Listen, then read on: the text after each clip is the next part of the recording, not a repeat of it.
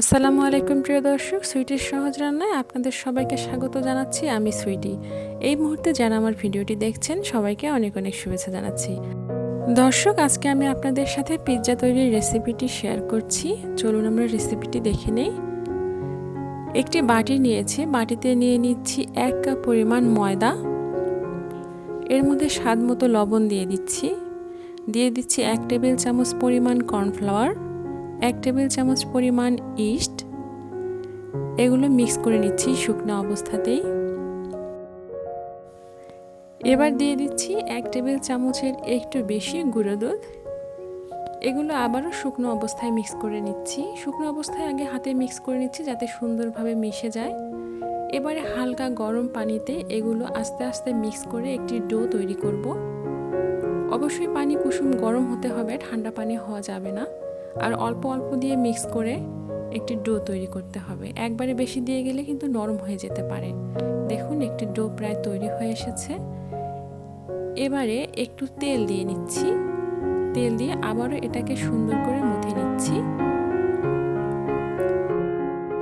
এবার এটাকে ঢেকে 1 থেকে 1.5 ঘন্টার জন্য রেখে দেব। 1 কাপ পরিমাণ মুরগির মাংস পাতলা ছোট করে কেটে নিয়েছি। সেখানে দিয়ে দিচ্ছি স্বাদ মতো লবণ, হাফ চা চামচ আদা বাটা, হাফ চা চামচ রসুন বাটা, হাফ চা চামচ পরিমাণ মরিচ গুঁড়া, হাফ চা চামচ পরিমাণ জিরা গুঁড়া, হাফ টেবিল চামচ পরিমাণ টমেটো সস, লেবুর রস। এখন এগুলোকে সুন্দর করে মিক্স করছি। দিয়ে দিচ্ছি হাফ টেবিল চামচ পরিমাণ গোলমরিচের গুঁড়া। এগুলো আবারও সুন্দর করে মিক্স করছি। এখন এগুলোকে রান্না করে নেব।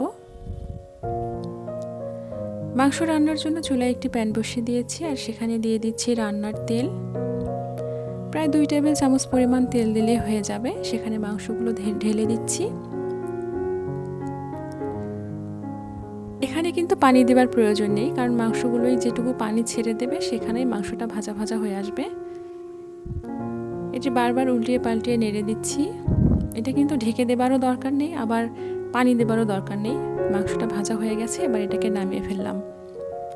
এখন যে ডোটা তৈরি করে রেখেছি সেটাতে চেপে চেপে তার বাতাস বের করে দিয়েছি। এখন এটাকে রুটি বেলে নেব। রুটি বেলার জন্য আর একটু ময়দা আমাকে হাতে নিতে হচ্ছে। হাতে চেপে চ্যাপটা করে তারপর বেলুন দিয়ে রুটি বেলে নিচ্ছি। এটা স্বাভাবিক রুটির চেয়ে অবশ্যই একটু ভারী হবে। রুটিটা উল্টিয়ে পাল্টিয়ে বেলে নিচ্ছি। এটা প্রায় হয়ে এসেছে। এখন যে পাত্রে পিৎজাটা তৈরি করব সেই পাত্রের মধ্যে রুটিটাকে সেট করে নিচ্ছি।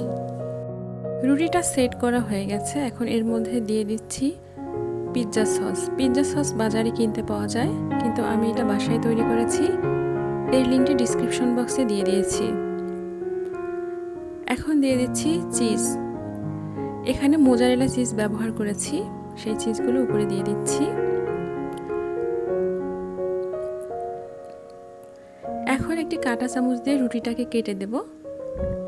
রুটিটাকে আগে কাটিনি, তাই এখন কেটে দিচ্ছি। এভাবে কেটে না দিলে রুটিটা কিন্তু ফুলে আসবে, কিন্তু ফুলতে দেয়া যাবে না, তাই কেটে দিচ্ছি। এবারে ক্যাপসিকাম বসিয়ে দিচ্ছি। আপনাদের যে কোনো পছন্দের ক্যাপসিকাম, সেটা যে কোনো কালার হতে পারে বা যে কোনো সাইজ করেই কাটতে পারেন। আমি একটি লম্বালম্বি করে কেটেছি এবং 3 কালারের ক্যাপসিকাম ব্যবহার করেছি, লাল, সবুজ এবং হলুদ রঙের। ক্যাপসিকাম বসানো হয়ে গেছে। এখন দিয়ে দিচ্ছি যে মাংস প্রস্তুত করে রেখেছিলাম, মুরগির মাংস, সেই মাংসটা বসিয়ে দিচ্ছি। প্রিয় দর্শক, আমার রান্না যদি আপনাদের ভালো লেগে থাকে প্লিজ আমার চ্যানেলটি সাবস্ক্রাইব করুন এবং লাইক, কমেন্ট ও শেয়ার করুন। আর যারা অলরেডি সাবস্ক্রাইব করেছেন, থ্যাংক ইউ সো মাচ। এবারে চিজ আর একটু উপরে ছিটিয়ে দিচ্ছি। এখন এর উপরে দিয়ে দিচ্ছি ব্ল্যাক অলিভ। ব্ল্যাক অলিভ আমি গোল গোল করে কেটে নিয়েছি, সেগুলো উপরে বসিয়ে দিচ্ছি।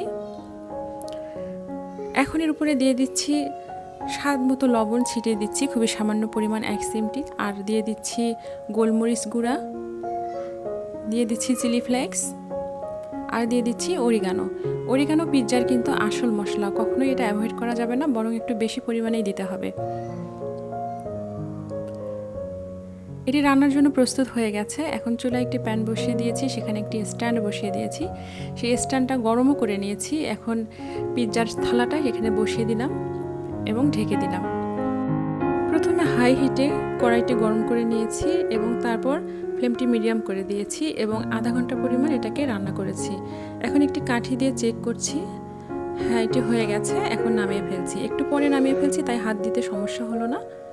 এখন পিৎজাটি কেটে পরিবেশন করতে হবে।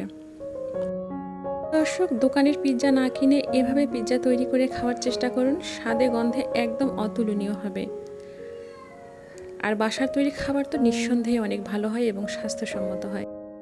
প্রিয় দর্শক, আশা করি আমার রেসিপিটি আপনাদের ভালো লেগেছে। আবার আসবো নতুন কোনো রেসিপি নিয়ে ইনশাআল্লাহ। সুস্থ থাকুন, নিরাপদে থাকুন। এতক্ষণ সাথে থাকার জন্য ধন্যবাদ। আল্লাহ হাফেজ।